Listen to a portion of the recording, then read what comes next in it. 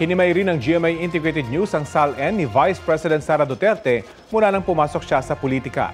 Balitang hatid ni Maki Pulido.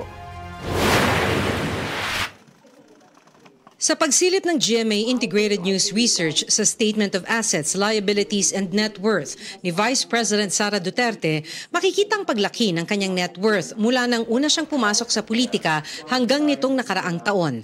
Mahigit 1,120% na pagtaas yan sa loob ng 17 taon.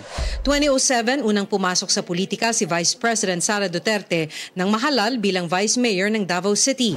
Sa kanyang Statement of Assets and Liabilities o SALN noon, nagdeklara siya ng real properties na nasa mahigit 3.7 million pesos, kabilang ang ilang lupa sa Davao City at condo sa Quezon City.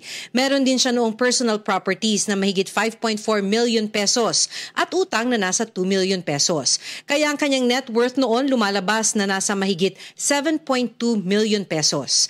Nang maging mayor ng Davao City noong 2010, ang kanyang net worth umakyat sa mahigit 16.2 million pesos. Base yan sa dineklara niyang real properties na mahigit 10.8 million pesos, personal properties na mahigit 10.7 million pesos at liabilities na mahigit 5 milyong piso. Hindi sumabak sa politika si VP Sara noong 2013. Pero muling nahalal na mayor ng Davao City noong 2016. Walang hawak na kopya ng SALN ni Duterte ang GMA Integrated News Research mula 2016 hanggang 2021.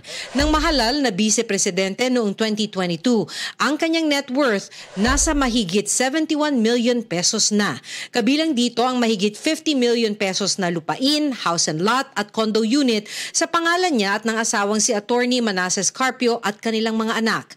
Meron din siyang personal properties na mahigit 23.8 million at mahigit 3.7 million pesos na liabilities.